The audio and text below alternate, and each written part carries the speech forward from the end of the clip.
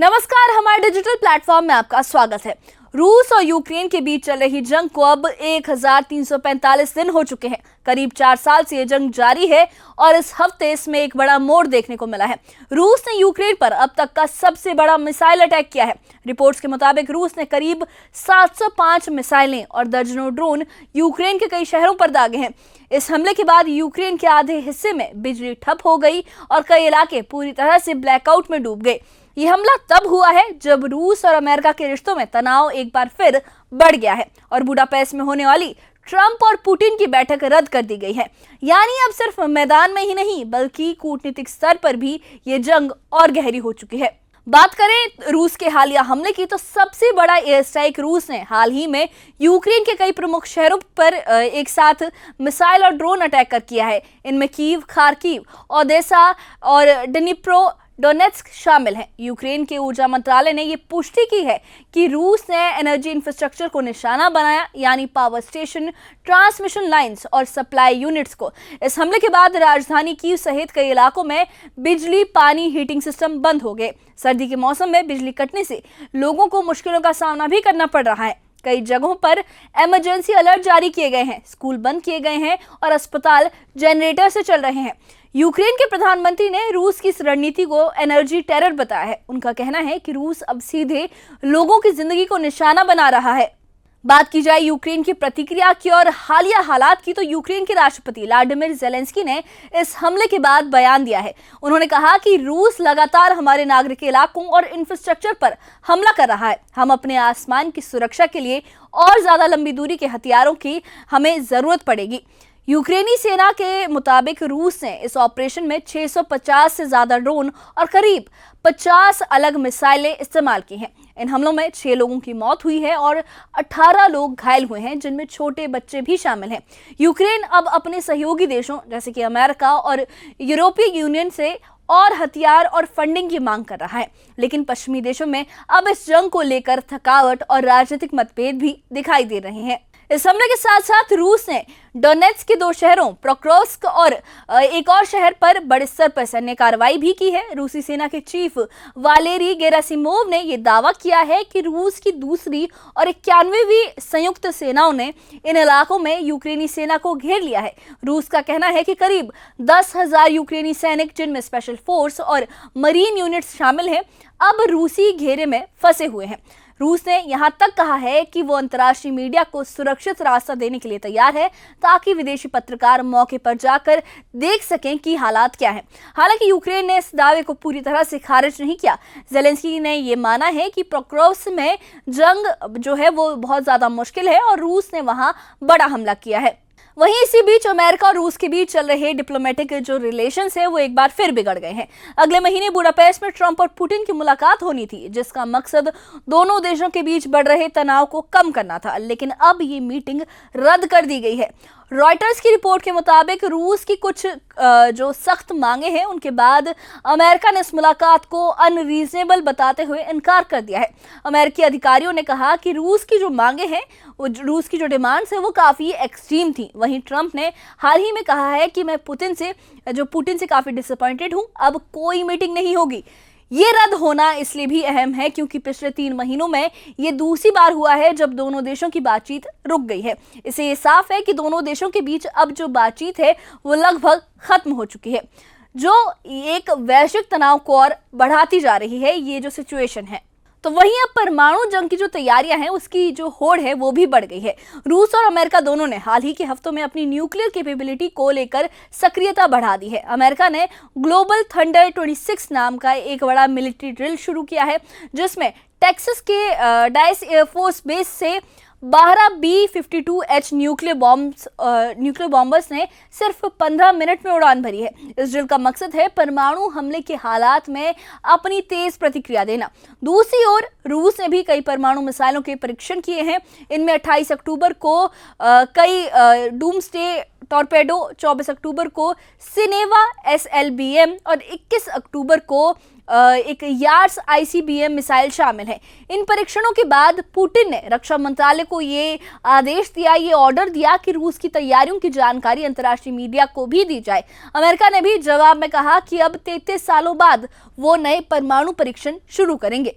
Trump ने कहा है कि हमें रूस और चीन से आगे निकलना है, यानी अब दोनों जो नेशंस हैं, दोनों देश हैं, खुलकर न्यूक्लियर पावर दिखाने की कोशिश कर रहे हैं।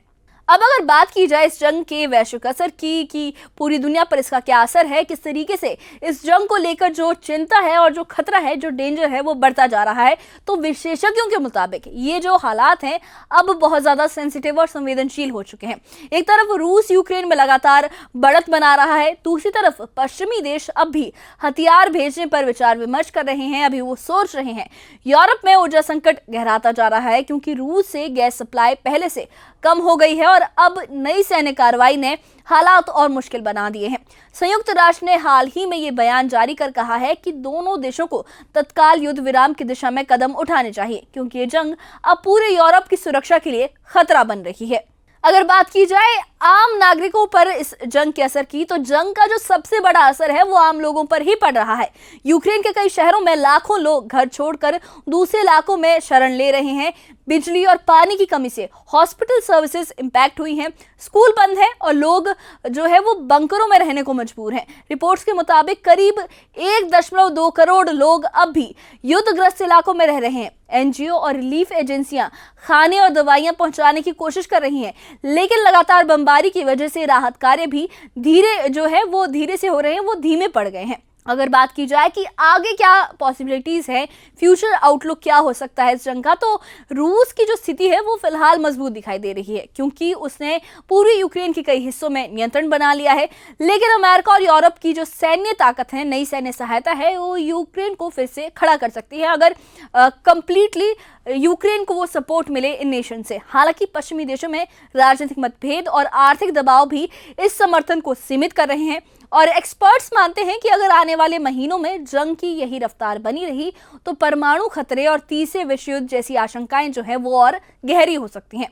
तो रूस और यूक्रेन की जंग अब सिर्फ दो देशों के बीच की लड़ाई नहीं रही, ये अब वैश्विक राजनीति, ऊर्जा सुरक्षा और सैन्य शक्ति का एक बड़ा मुद्दा बन चुकी है। 705 मिसाइलों का हमला ये दिखाता है कि रूस अब पूरी तरह आक्रामक रणनीति को अपना रहा है। उसकी जो पॉलिसी है वो अब काफी अग्रेसिव हो गई है।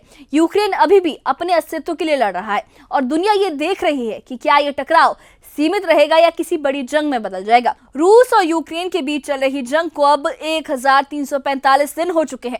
करीब 4 साल से ये जंग जारी है और इस हफ्ते इसमें एक बड़ा मोड़ देखने को मिला है।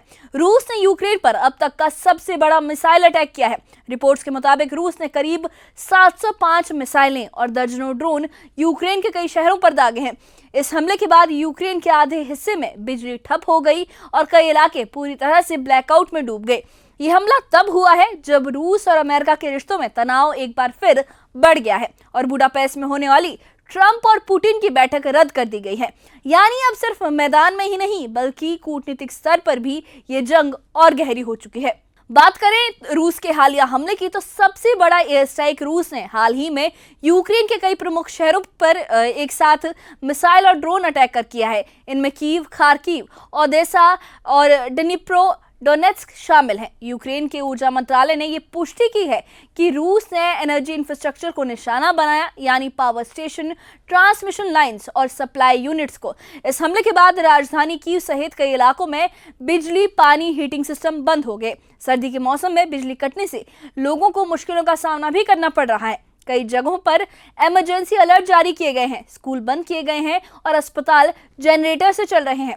यूक्रेन के प्रधानमंत्री ने रूस की इस रणनीति को एनर्जी टेरर बताया है। उनका कहना है कि रूस अब सीधे लोगों की जिंदगी को निशाना बना रहा है। बात की जाए यूक्रेन की प्रतिक्रिया की और हालिया हालात की, तो यूक्रेन के राष्ट्रपति व्लादिमीर ज़ेलेंस्की ने इस हमले के बाद बयान दिया है। उन्होंने कहा कि रूस लगातार हमारे नागरिक इलाकों और इंफ्रास्ट्रक्चर पर हमला कर रहा है। हम अपने आसमान की सुरक्षा के लिए और ज्यादा लंबी दूरी के हथियारों की हमें जरूरत पड़ेगी। यूक्रेनी सेना के मुताबिक रूस ने इस ऑपरेशन में 650 से ज्यादा ड्रोन और करीब 50 अलग मिसाइलें इस्तेमाल की हैं। इन हमलों में 6 लोगों की मौत हुई है और 18 लोग घायल हुए हैं, जिनमें छोटे बच्चे भी शामिल हैं। यूक्रेन अब अपने सहयोगी देशों जैसे कि अमेरिका और यूरोपीय यूनियन से और हथियार और फंडिंग की मांग कर रहा है, लेकिन पश्चिमी देशों में अब इस जंग को लेकर थकावट और राजनीतिक मतभेद भी दिखाई दे रहे हैं। इस हमले के साथ साथ रूस ने डोनेट्स्क के 2 शहरों पोक्रोव्स्क और एक और शहर पर बड़े स्तर पर सैन्य कार्रवाई भी की है। रूसी सेना के चीफ वालेरी गेरासिमोव ने यह दावा किया है कि रूस की दूसरी और 91वीं संयुक्त सेनाओं ने इन इलाकों में यूक्रेनी सेना को घेर लिया है। रूस का कहना है कि करीब 10,000 यूक्रेनी सैनिक, जिनमें स्पेशल फोर्स और मरीन यूनिट्स शामिल हैं, अब रूसी घेरे में फंसे हुए हैं। रूस ने यहां तक कहा है कि वो अंतर्राष्ट्रीय मीडिया को सुरक्षित रास्ता देने के लिए तैयार है, ताकि विदेशी पत्रकार मौके पर जाकर देख सकें कि हालात क्या हैं। हालांकि यूक्रेन ने इस दावे को पूरी तरह से खारिज नहीं किया। ज़ेलेंस्की ने ये माना है कि पोक्रोव्स्क में जंग जो है वो बहुत ज्यादा मुश्किल है और रूस ने वहां बड़ा हमला किया है। वहीं इसी बीच अमेरिका और रूस के बीच चल रहे डिप्लोमेटिक जो रिलेशंस है वो एक बार फिर बिगड़ गए हैं। अगले महीने बुडापेस्ट में ट्रंप और पुतिन की मुलाकात होनी थी, जिसका मकसद दोनों देशों के बीच बढ़ रहे तनाव को कम करना था, लेकिन अब ये मीटिंग रद्द कर दी गई है।